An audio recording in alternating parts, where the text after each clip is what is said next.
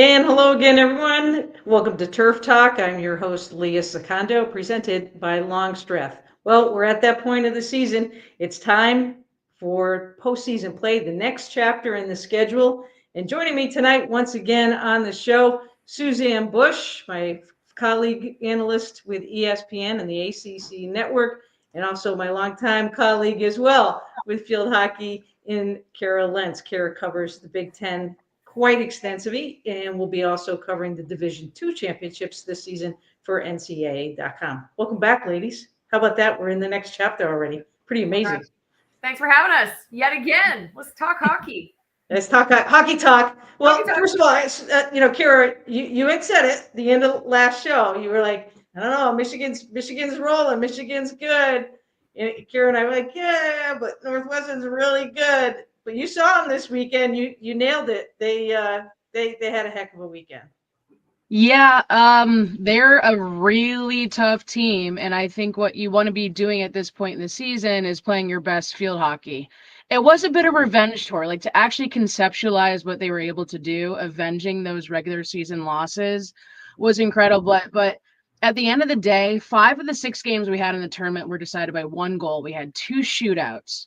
And like it was probably one of the best tournaments that I've ever covered before. Hands down, from top to bottom of the conference, it was absolutely phenomenal. I mean, the level of hockey was incredible. But Michigan, to take down the #1 team rival and to avenge a loss in the regular season, I mean, they're tough. They're physically tough. They're mentally tough.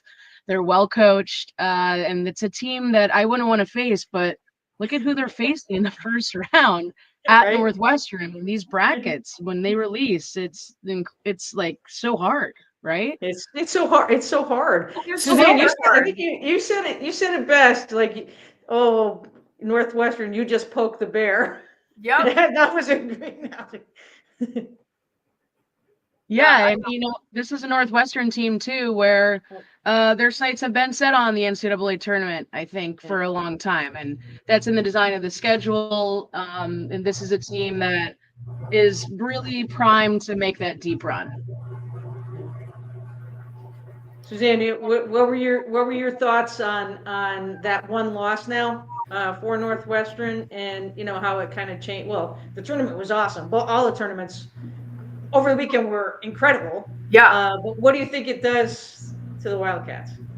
Again, I think Michigan poked the bear. I think that's going to light a fire. I know we have all talked about it. Northwestern had the potential to run the table this season and go undefeated. I think they're going to start playing with a chip on their shoulder. Not that they haven't. They're always, a hungry and a very humble team. But I definitely think this is going to fuel their fire, and really propel them to the next level moving into the tournament. Mm-hmm. All right, let's start. Let's take a look at the bracket. We'll start with that #1 seed. Don't forget, if the tournament is in Ann Arbor, Michigan, go blue, right? The 22nd through the 24th. ESPN, the family of networks, will have that for you. Suzanne and I will be there for the weekend. If you can't join us in person, take a look, find the app. It's a great way to stay in touch with the sport. But also remember, on NCAA.com, they will have the Division II and Division III championships. Unfortunately for the true hockey fan, it's all in the same weekend. D2s are in South Carolina. D3s are in Lexington City, Virginia. So don't forget that. So let's go back here to Carolina, and they are the top seed. Tough bracket. What's your guys' feelings on this? Delaware, we saw Delaware win a championship a few years ago. It seems like, oh my goodness, it's quite a few years ago now in Norfolk, Kara. But we also know, Suzanne, that Duke is playing very well, one of the best defenses. But can you ever count out Missy Mahar? No, I looked at this bracket, and I actually think this is the toughest bracket to get out of. Yeah. I think that Maryland-Duke game is a complete coin flip. Who is going to, play simple hockey and for 60 minutes? Both of them bring in some great defenses. That's a coin flip to me, and I feel bad that North Carolina, the overall number 1 seed, is going to have to face one of those 2 teams. Yeah, I mean, look what they did in the ACC final with the way that North Carolina is scoring right now. I think it's gonna lift them in deeper into this tournament. But I agree with you, Suzanne. Maryland Duke is one of the top games that I'm gonna watch. I think Maryland is also a little bit of poke the bear, getting eliminated and early, quote unquote, early in the semifinal, which is hard to make anyway. So I think you're going to see an energized Maryland team. They have really good goalkeeping. They have really good midfield play, but that will be a key matchup, I think, in this whole tournament. All right, let's go to the 2 seed in Northwestern. What a great run for Vermont, right? They've never been in this position before. Never had won an America East tournament match. They're taking on Miami of Ohio. Can't underestimate them. They're always in the mix. And that Virginia-Michigan game is going to be a solid one. Suzanne, how much from watching Virginia in the latter stages of this matchup do you think will affect them with the speed that Michigan has? Well, again, I think Virginia has all the tools to go deep in this tournament, but I do think Michigan is riding some serious momentum, serious confidence. They're going to be a tall test for Virginia, and Virginia didn't have the energy that we've seen in the past at the ACC tournament, in my opinion. And I do think Michigan, again, coming off that Big Ten championship win, they're going to be a tough test for Virginia. Virginia is going to have to really come out strong from the get-go and play a pretty error-free game against a good charging Michigan team. And I think there's an X factor here. You're at Lakeside Field, north of Chicago. It's going to be cold. Right?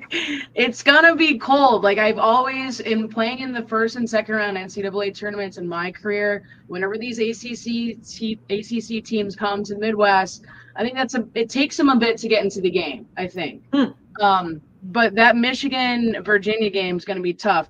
I think that's the toughest bracket. So here's Michigan, topping off the number 1 team in the country. And then they get into this Western Regional, and now they're going to Northwestern. They just beat, and that's the path that you have to advance to the Final Four. I think that's an incredibly tough bracket. And huge credit to UVM. Kate Dillon Pfeiffer is a former Michigan captain, actually. Kudos to her for, bringing this team on to where they are. But this is a tough bracket. And here's Northwestern. They've done all the work all season to put themselves into this situation. But Virginia, Michigan, I'll be at the game. That's going to be – I'm excited for that one. That's going to be a tough one to see play out for sure. All right, so let's move over now to the 3 seed in UConn, UMass. That's like, you guys might not remember this, but like that's old day New England rivalry in all sports back in the old Yankee Conference days, when everybody was still playing on grass and stuff. So that's kind of cool that they're meeting up in stores. Hopefully, Suzanne, it won't be as cold as the Final Four that we did there a couple of years ago, which was brutal. Kara, it was so brutal. Our boss said, "Okay, guys, go up and you guys check out the scaffold, make sure everything's good." So Suzanne, of course, has her nice high heels on. I'm like sporting my kicks, right? We got like 2 steps up the scaffold and the whole thing was swaying like this. And we're like, yeah, no. But the crew was awesome. And they brought these huge heaters in on the field. We were right on the field, which was probably even better because we heard like great net sound and stuff between the benches. But it was brutal. Well, yes. Yeah. It took a full year to like defrost. Yeah. Well, it's not volleyball and it's not basketball, right? This is field hockey. So correct. Field hockey. You're in the element. Right. So we look at the bracket here, and does UConn get out of the bracket hosting, guys? I don't think so. I think that's going to be a good matchup between them and UMass. UMass, a very well coached team. Barb Weinberg doing big things with that program. I think that's going to be a really fun, another coin flip, in my opinion. Looking at these four teams, I think Harvard is actually going to be the one to advance out of this. But, I do think that both of these games have the potential to go into overtime, that they could be pretty evenly matched.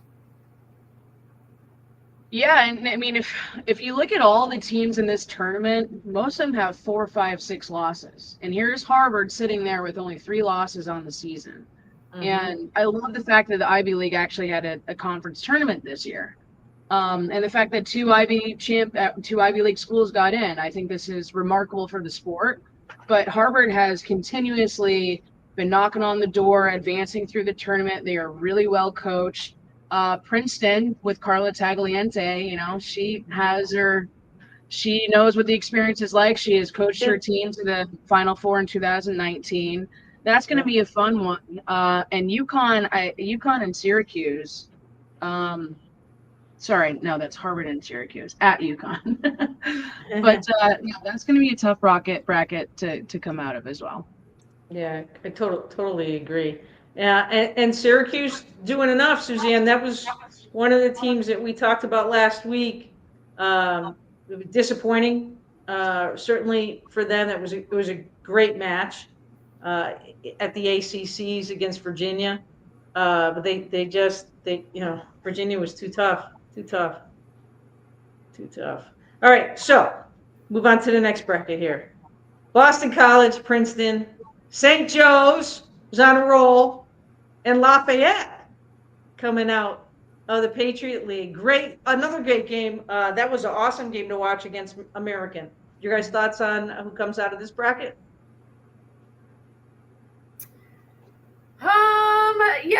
This again, gosh, there's so many great matchups. I think Boston College is going to come out on top of Princeton, but I think Princeton is going to give Boston College a run for their money. I think it's going to come down to St. Joe's and BC. Yeah, me too. I think St. Joe's has a few more offensive weapons. Don't kill me, BC. Than BC does. And again, they have everybody back. They are locked and reloaded this season. I think we're going to see the Hawks in Ann Arbor. Looking at my bracket, I have a similar path. The thing that I love about St. Joe's is their difficulty of schedule and what they were able to do early season, I think is telling.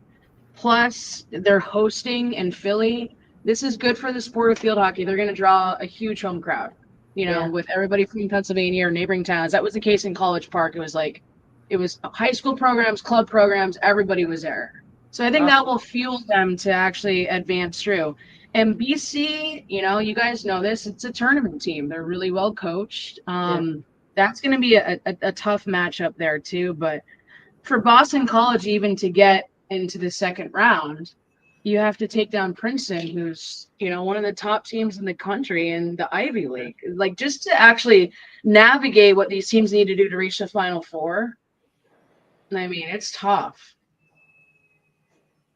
Yeah, there's no, obviously we've talked all season long about North Carolina and Northwestern, but there's this next group and there's nobody that's really, there's glimmers of greatness from each and every one of them throughout the season.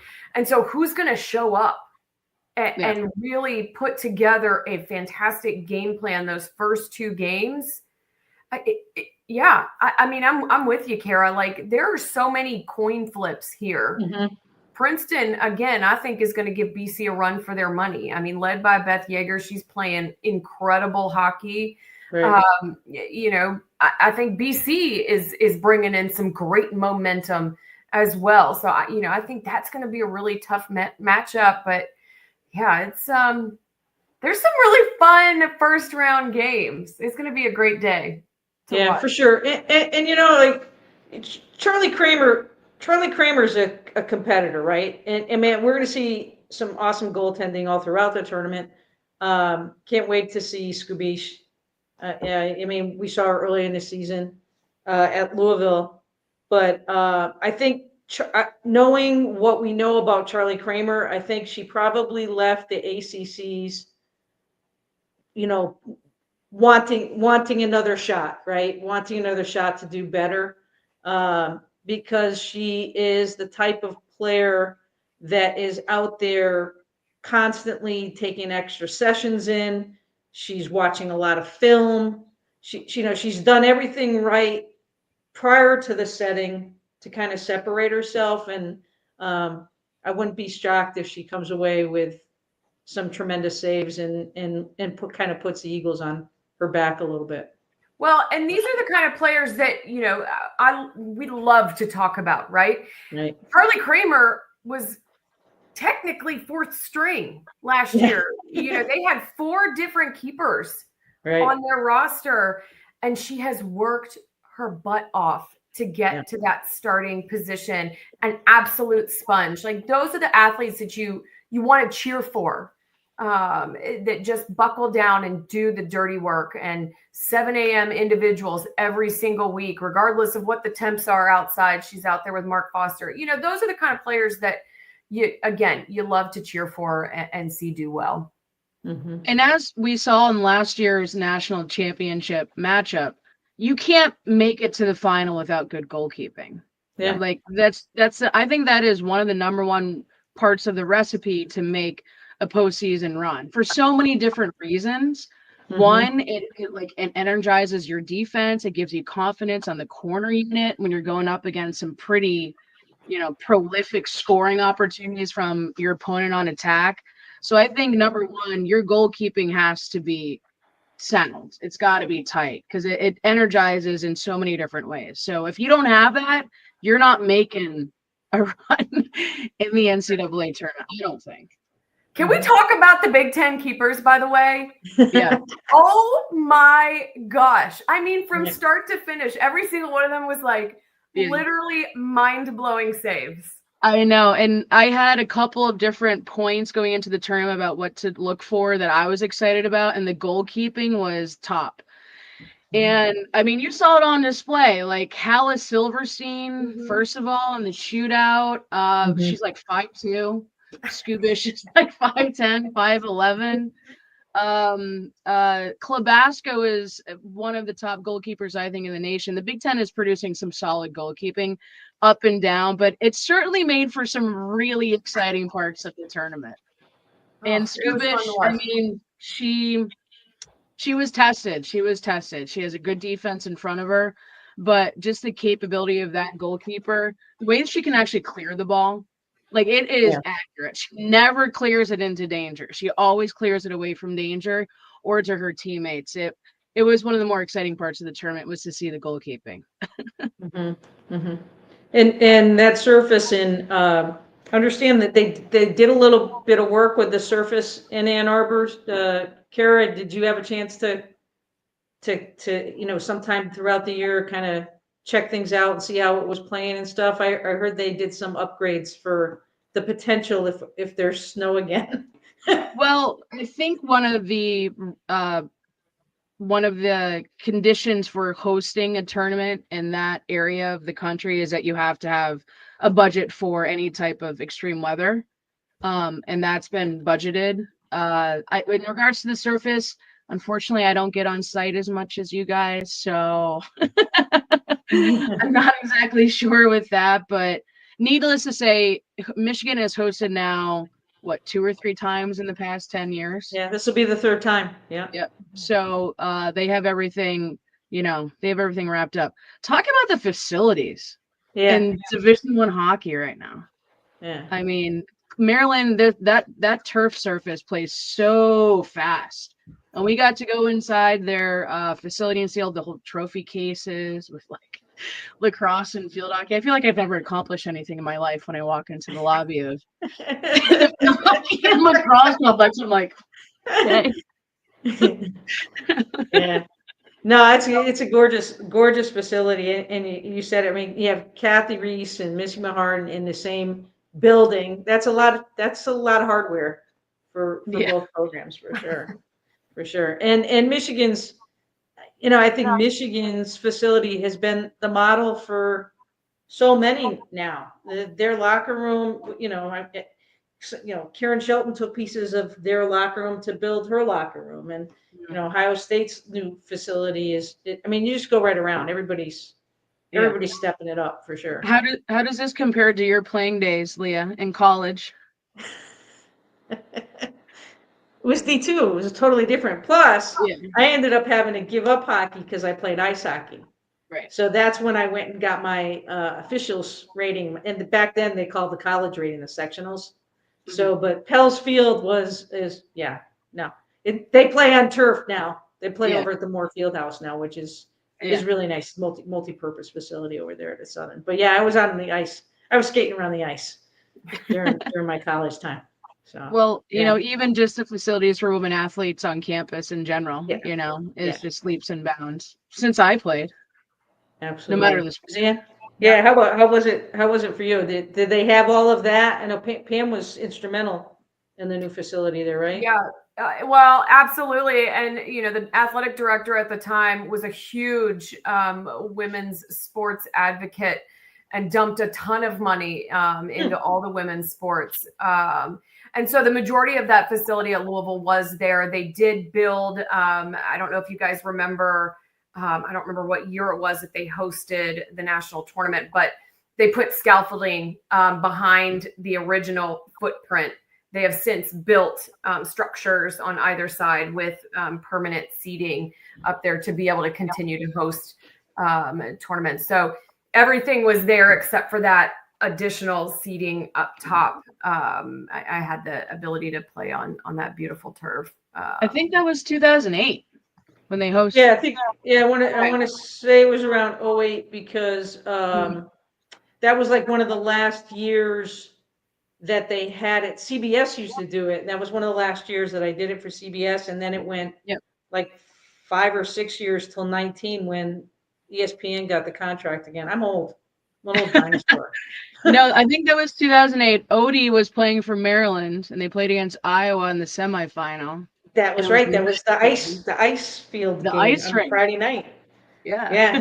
Yeah. It froze over, and who else was on that team? Wasn't on that was a good Iowa team. Caroline was on that team, I think. Caroline, right? Yep. Caroline Blom. Well, Tracy Chrisbaum was the coach then. Yeah. Who else was there? But Louisville has always been a fantastic host for the NCAAs every single time. It's like that's one of my favorite facilities for sure. Absolutely. For that landscape of hockey. Yeah, ACC's going back there next year. All right, so we have to take a quick time out here on the show, and when we come back, we'll have more for you on Turf Talk. Stay with us.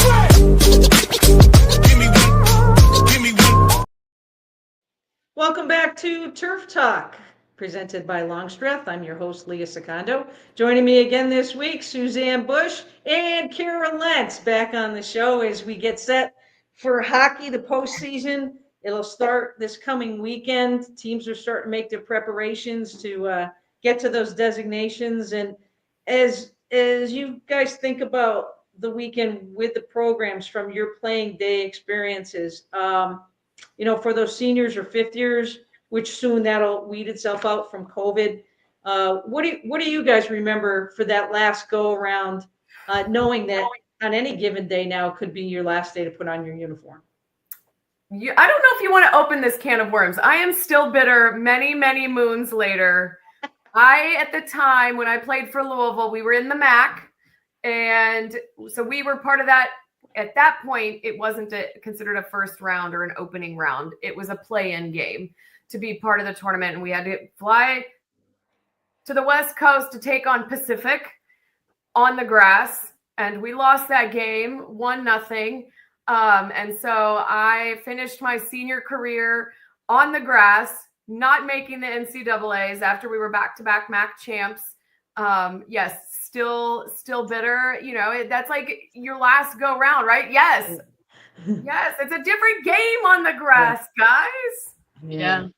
And Pacific always played really, really good in the first or second round of the tournament. I remember my sophomore year, we won the Big Ten tournament we hosted, and they decided to water the turf at 7 a.m. in the morning in November in Ann Arbor, which meant that it froze. So then we have all these parents with squeegees on the turf before the beginning of the game. So we had to delay it by like 30, 40 minutes. And Pacific, like, we almost lost. I mean, Pacific always took it to us hard. And the other one that I remember was my freshman year.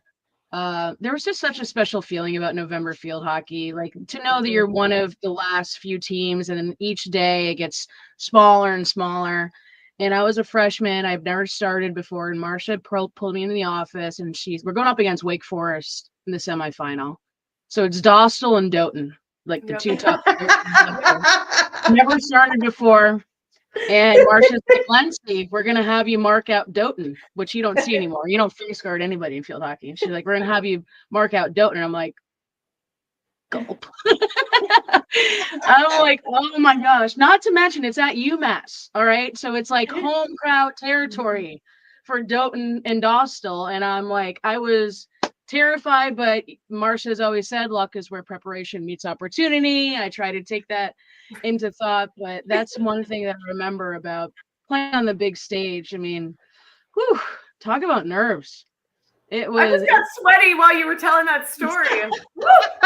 And I'll be honest, Doughton didn't do much in that game, but I think she was getting frustrated at one point when I'm face guarding her, and she just takes a touch on the ball. This is before the self start, right? So she takes a touch on the ball and she steps back and she just winds up and like knocks it into me. I'm like, all right, I'll back off.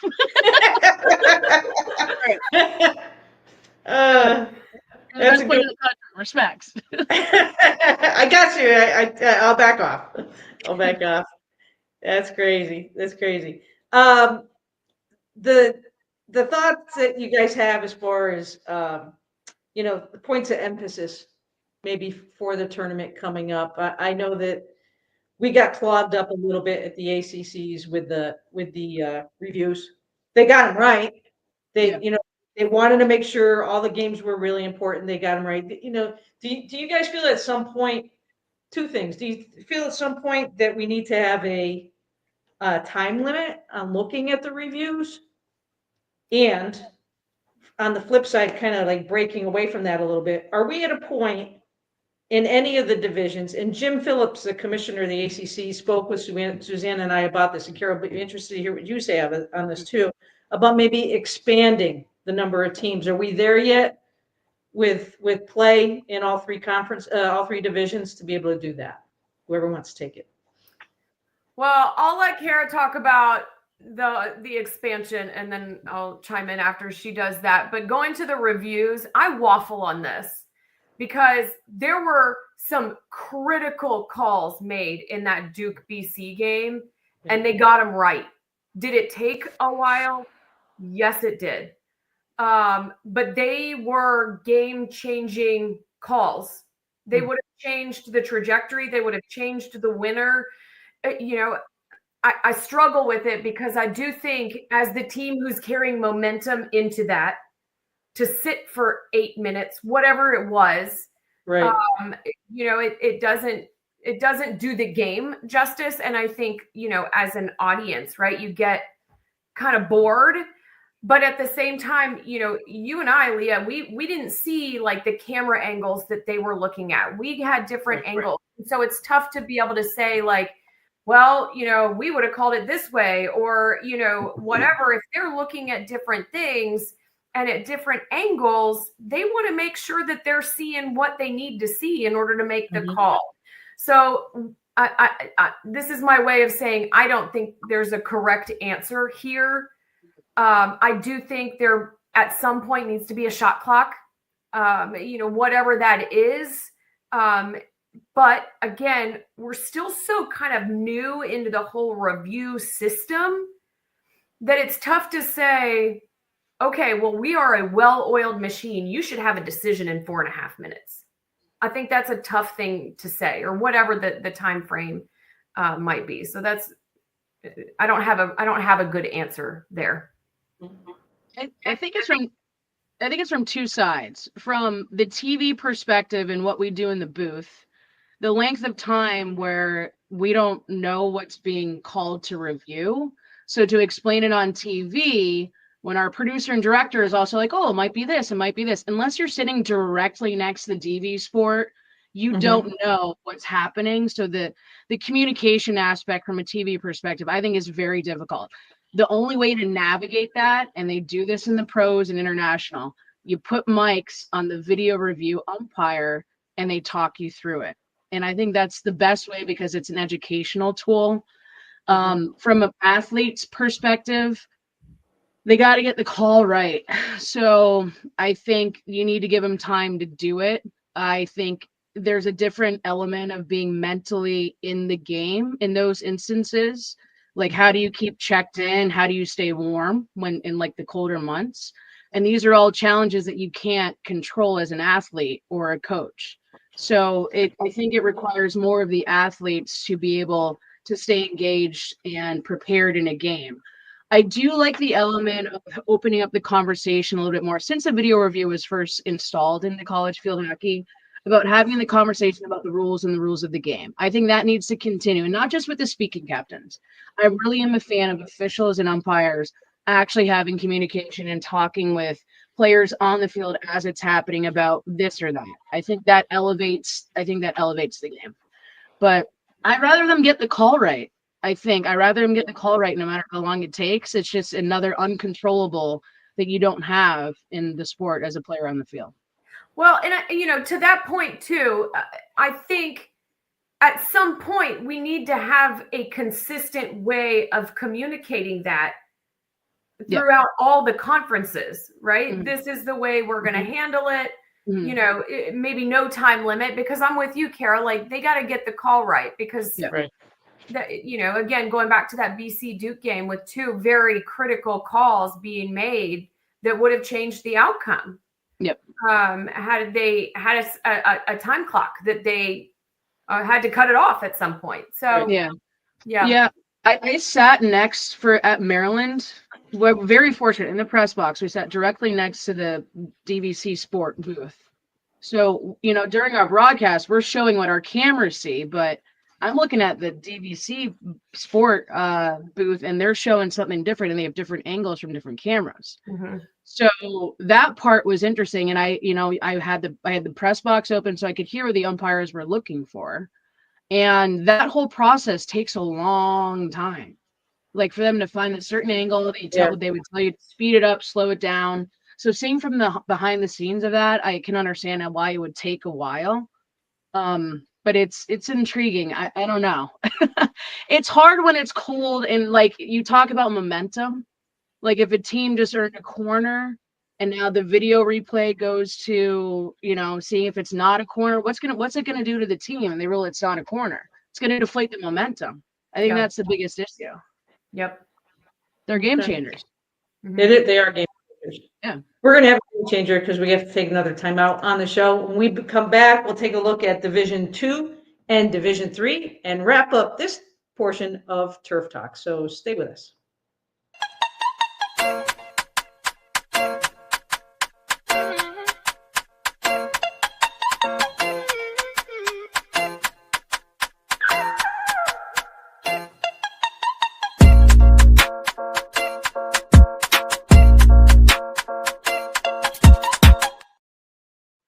Welcome back to Turf Talk, presented by Longstreth. I'm your host, Leah Secondo. Kara Lentz and Suzanne Bush joining me once again tonight. So first of all, folks, don't forget swimmer's wave.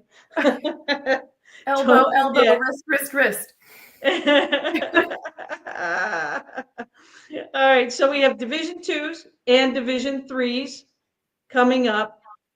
Division twos, guys, a little bit interesting. They only take eight teams, and I guess that gets us back a little bit to the whole thing about increasing the number of teams in D2. Would love to see D1, 2, and 3 play again in that festival type atmosphere that we saw in Norfolk one year. Don't know if that'll ever be back on the docket. They do like the festivals for D2 and D3, which is also a lot of fun. But some of your guys' thoughts. Kara, you're going to be at the D2s. PSAC is always a member of the game. Assumptions on the other side of the bracket. They made some noise a few years ago, and Shippensburg Tara Zollinger has done just a fantastic job with that program. What are your early insights on the D2s? Yeah, I think the PSAC just prepares you better to make it through the NCAA tournament, and the familiarity that these teams have with each other. They play each other about 2 times a year before they even make it to the postseason. So I think the familiarity with your opponent is key. And Taylor Zollinger has been amazing with that program. I think we saw them go undefeated, 2 or 3 years ago before they won a championship. So they're always solid in the postseason, and ESU is always going to give you a run for your money. It's a really well-coached, tough team. The one thing that I really love about covering the D2 championships is the fact that you have so many student athletes on the field who are pursuing nursing degrees, medical degrees, teaching degrees, and the way that they can balance their academics and also their athletics is such an inspiration. And their work rate and work ethic on the field, they just leave it all out there. So I think it's the team that shows up on that day. But just to comment on the capability of these student athletes to excel at both sides, of their experience in college is incredible. But Shippensburg, yeah, that's a tough team to take in the tournament. They've had 1 loss on the year. So that's probably something that's going to sting a little bit with them. It will give them some motivation moving forward. Absolutely. Suzanne, anything you'd like to add regarding the D2s? I think we're all looking at Shippensburg. They've been the powerhouse. They continue to be the powerhouse year after year, making their mark in the Division II level. Yeah. You got, a team making the mark in D3s is Middlebury, 6 consecutive, which is just ridiculous. Big field in this one. Do you guys feel the top 4 seeds hold? I kind of feel as though they will. Johns Hopkins, who has been bridesmaid the last 3 years, unfortunately, is in the same bracket as Middlebury. Great incentive for them. But some of your guys' thoughts, and that one will be the same weekend as the D1s and 2s at William and Lee in Lexington City, Virginia. I mean, I just got to give a shout out to Johnson and Wales out of Providence for repeating in the GNAC. So, my best friend is the head coach there. She's done big things with that program. I am excited to watch them come out of that bracket. You're welcome, Lisa. I mean, Middlebury is a professional program. They operate in D3, but that's a D1 program. Just with the way that they compete in the game. I think also when you look at these other divisions, I think the playing surfaces make a difference. I don't know what the situation is in Gaffney South, or no, that's not in Gaffney. Where is that? That's in Virginia? It's in Lexington City, Virginia. No. So that's probably going to be on a field turf. So I think a lot of these teams that typically play on like a field turf or a turf will have an advantage coming out of this. But Middlebury, it's just a team, it recruits itself. You get a lot of the top athletes in the country that decide to go D3 and pursue that, or like another sport while they're playing in that division. And they're a powerhouse. They're really well coached. They also roster an insane number of players, typically Middlebury does. So because everybody wants to be part of the program. Yeah.